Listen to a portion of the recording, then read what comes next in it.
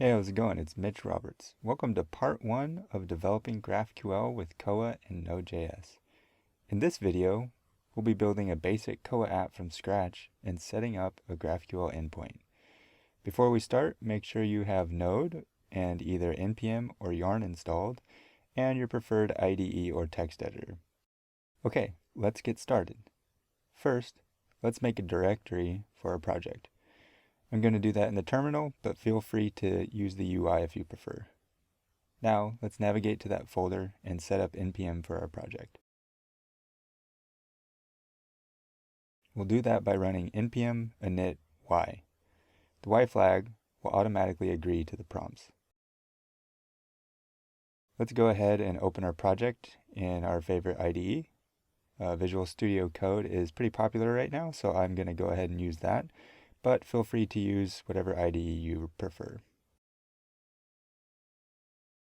Instead of just dumping our code into the root of our project, let's go ahead and organize it a little bit.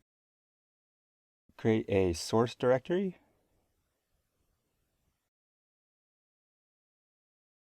And then a server.js file. Great. Now that we have our basic structure of our app, let's go ahead and start coding. This is a Koa app after all, so let's get the Koa package installed first. Jump over to the terminal and run npm install Koa. Alright, Koa is now in our package.json file and ready for use. Hop on over to our server file and start building our app. First, require in the Koa package.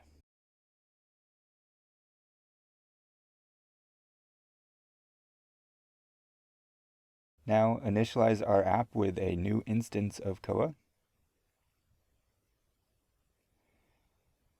We'll start off our app with just some text shown in the browser. To do that, we will do app.use and pass in a callback function.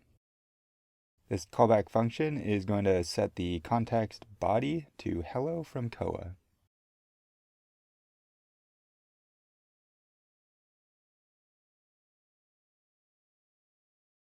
Now we need to initialize our app on a port. So let's go ahead and set up our port variable. I'm going to set mine to 8081, but go ahead and choose whatever port you like the best. And now set up app.listen. Pass in the port variable and then a callback function. In this callback function, we're going to log out where the server has started. So for us, it'll be localhost and then our port. And I'm using template literals here so I can nest the variable into the string. Also, you may have noticed that I used an underscore in my arrow function. It's really just a stylistic preference to indicate that the function doesn't have any parameters. You can accomplish the same thing with a set of empty parentheses if you prefer that. We're almost ready. We just need to update our package.json file with a new start command. So right here in our scripts, add start, and then node, source, server.js. Now save that, and in the terminal, go ahead and run npm start. You can see everything boots up, and the location is logged to the terminal. Go ahead and copy that, and navigate over to the browser, paste it in, and there we go. Hello from Koa. Next, we'll bring in a couple helpful tools. First is going to be nodemon. Run npm install nodemon in the terminal, and make sure to pass in the save-dev flag to set it up as a development dependency. And now that we have nodemon installed, let's go ahead and update our start script to use nodemon. The next helpful tool is going to be the .environment package.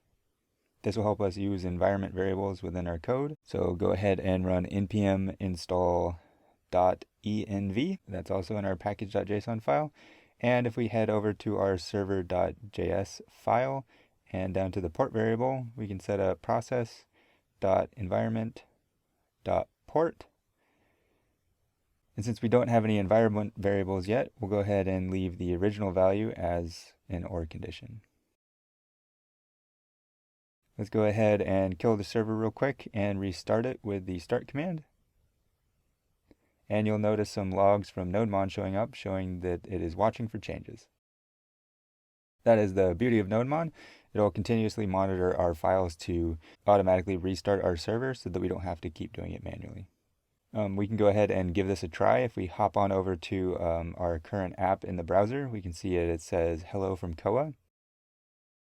Now let's go back and update our code to hello from Koa and nodemon and save it. Hop on over to the browser again and refresh, and there we go. Changes are now showing.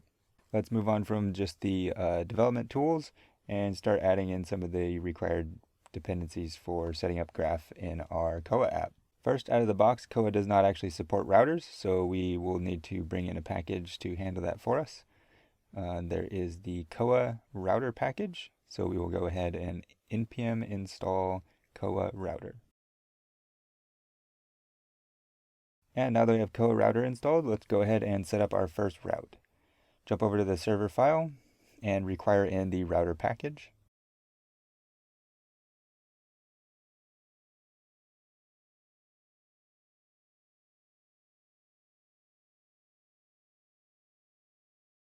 Then initialize a new instance of router. Now that we have the router variable, let's go ahead and set up an endpoint. We will set it to all so that it accepts all the HTTP methods. And we will give it an endpoint of /GraphQL. And we'll go ahead and have it return a string like we did in app.use. So let's go ahead and set it to hello from router. And then in our app.use, we need to set it up to use routes. So let's go ahead and clear that out and set it to use router.routes. And then we will need a second one, and we will set that to use router.allowed methods. There we go. We got a route. So let's go ahead and save that and navigate over to our browser. Add in /GraphQL. And then there we go. Hello from router. Now let's get some actual graph packages in. The first one will be GraphQL, so let's npm install GraphQL.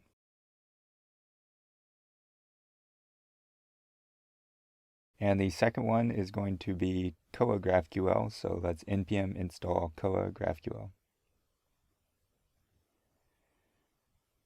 And let's bounce on back to our server file. First, we will require in Koa GraphQL, and we'll go ahead and name that constant as GraphQL HTTP.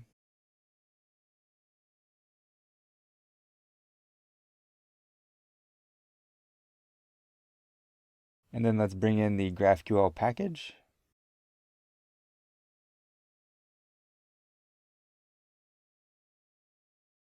And we will just pull out the build schema method. Since Koa GraphQL is middleware, we need to add it to a route. We already have our GraphQL route, so let's just update that. First, we'll delete the callback function, and then we'll pass in the GraphQL HTTP method and pass in a few parameters. First parameter is going to be the schema. We will set that up here in a second. And the second parameter is to set graphical to true.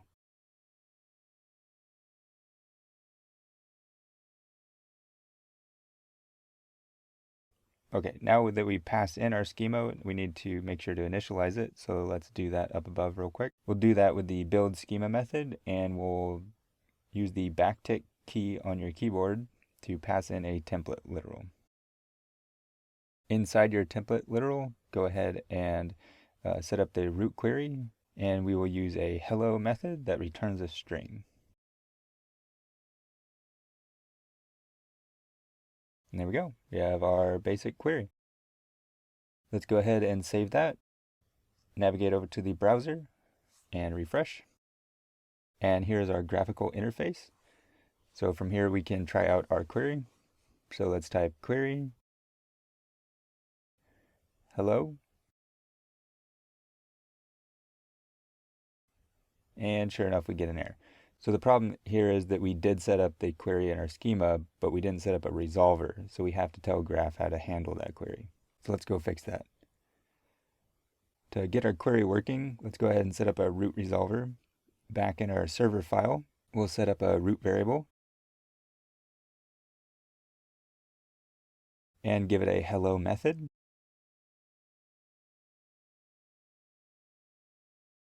And have it return the string hello from Koa GraphQL.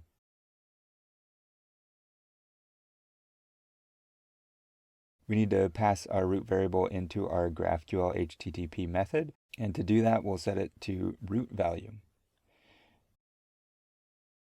And there we go. Let's give that a save. Bounce back to the browser. And success. The query automatically reran here, but if I rerun it again, you see that we do in fact get hello from GraphQL as a response. And that's it. With just a few lines of code, we have our functional GraphQL and Koa app. Make sure to catch part 2, where we'll expand on this basic functionality and bring in some more advanced GraphQL features. With that, I hope you enjoyed the video, and take care.